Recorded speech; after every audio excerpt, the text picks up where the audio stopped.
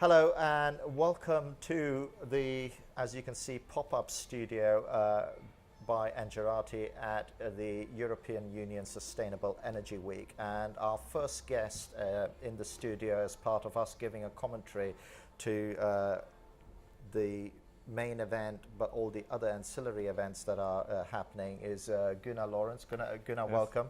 And Gunnar is head of unit markets for Eurelectric, which is the largest electric specific association in Europe. So it's utilities, power manufacturers, and so on. Gunnar, you're going to be talking at a Energy Day. I have to get all my terminology yes. right.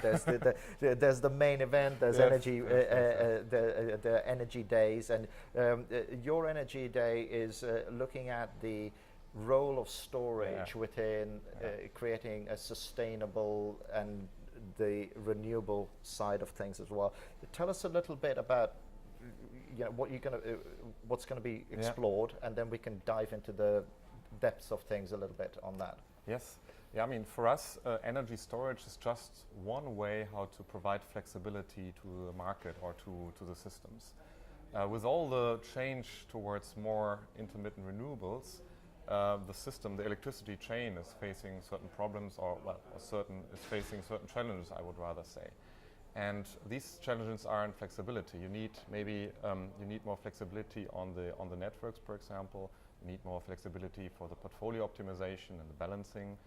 And storage could be one important provider of this flexibility, alongside with other power plants, more interconnectors, demand-side participation, and maybe also some R&D.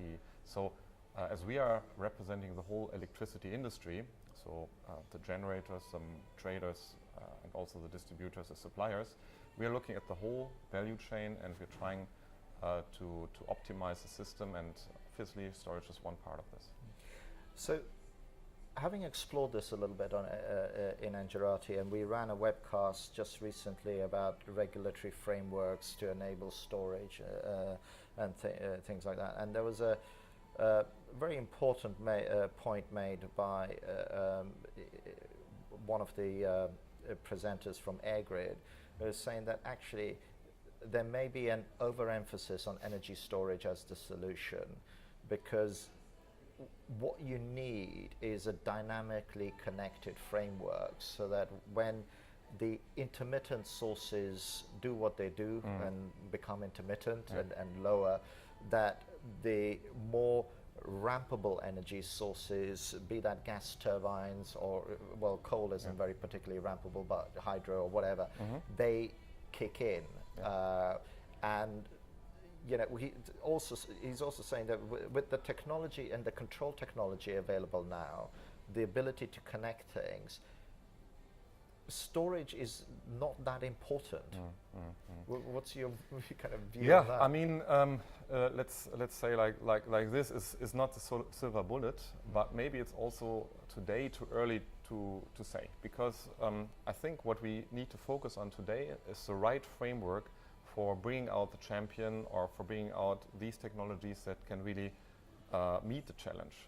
And I think that is what we're focusing on. So the question is, how do we formulate such a framework that all these intermittent resources, as you said, are connected to all these possibilities, and then can then choose the solution that is the most optimal, that is the most sustainable, that is maybe the cheapest one in the end. That is the framework. On the other side, we also maybe we could give storage a bit more time in research and development. So there might be still some possibilities.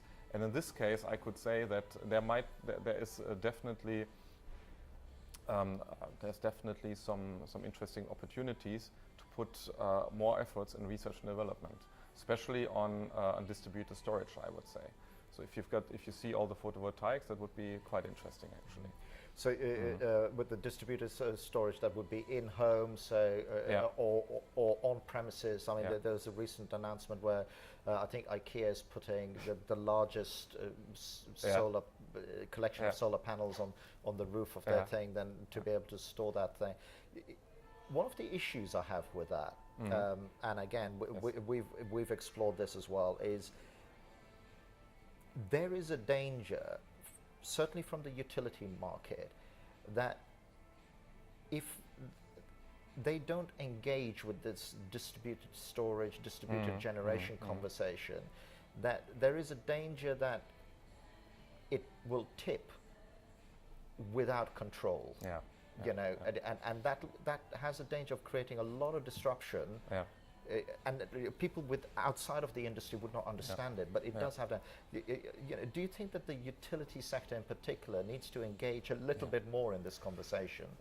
I believe in general that the utility sector must engage with all these producers and also with the storage owners and operators on this kind of level.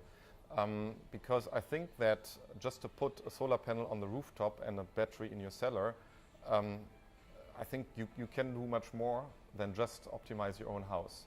I believe that there's much more value if you connect this within the network, and for the distribution system operator to run in a more optimized way the system, or maybe also for certain service opportunities for utility companies to bring this to the market. So there's definitely some possibilities. Because the alternative, when we take, I mean, one thing that we have developed in Eurelectric over the recent years is a concept of active system management, where we say that the DSO, by managing the system in a better way, can save money in the investment side. So, and these kind of saved money, or let's say, money or investment that are postponed, they can share with the customers with lower tariffs or with interesting options in connection with the networks, for example. So this is where, again, you know, the first time we met, it was 2 years ago. You know my background. I come from the IT space. The more I hear about this is, you know, the issue lies within the network almost. You know, if you have a intelligent network, a little bit about, again, taking my IT analogy, the way we used to run Ethernet cables to how we do it now based on what's happened on the internet, there's a lot of resilience in that network. You could rip a cable out and your computer still works. That didn't happen a way back. I can see some of that same conversation happening. So my question is this, is the market constructed in the right way to incentivize and reward the transmission network operators to build what we need, which is best in class, reliable, scalable, intelligently controlled networks? And it seems to me, again, from a very, that the market dynamic isn't really there to reward that sort of infrastructure investment. We've done recently a survey among our members on distribution level, on distribution companies, that were telling us that the regulatory system is not in favor of these kind of smart solutions. So the regulators in Europe are focusing very much on reducing operation cost and leaving the capacity, leaving the capital expenditure untouched. What we want to achieve is to have more possibilities for the network operator, for the DSO, to act in such a way that they can save money on the capex. That they can money on the capex and maybe spend a bit more on the opex, but in the end they are saving money. And we must not forget that's not only for the companies, but that's also in the end for the consumer, or for the one that pays the tariffs, because they are saving money. And this is the thing. Again, I'm oversimplifying it to make a point. That if you have this intelligent, agile network with the right control layers, you can put on intermittent and rampable sources. We could even, if we dare to dream, do that on a European scale, where you could have, you know, they're very hydro concentrated possibilities within Europe. There's a lot of wind in the north of Europe, and all of this could be joined up. You know, through the use of technology. This is our dream. Right. This is our dream, really. Coming now from the local perspective more to the European perspective. European-wide balancing, for example, would be definitely a target that we would very much appreciate.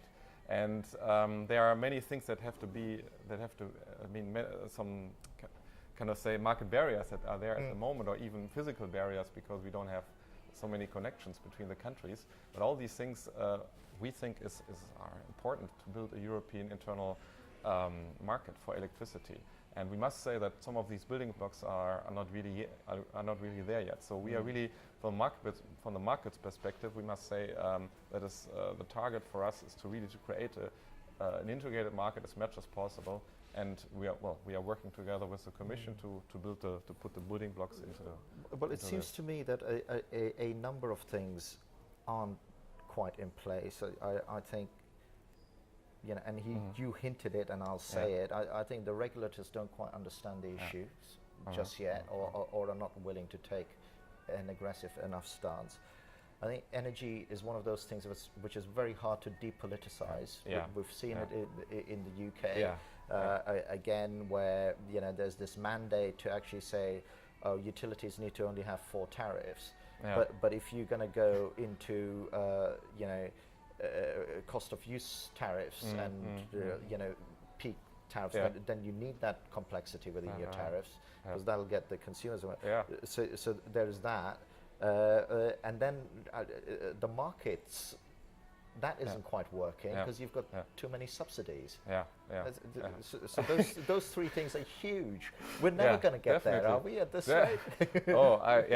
I mean, I don't want to be sounding too pessimistic there, but we've seen. I mean, the things that you mentioned, I can subscribe to. We've seen quite some movements on national level where just politicians are saying, we don't like the markets because the prices are too high, so we're trying to artificially introduce some tariffs, which are of course limiting the market in the end, because if you limit the choice, you limit the market, that's for sure. Then we've recently analyzed prices, end user prices or end customer prices in Europe, where we see that taxes and levies have increased quite significantly.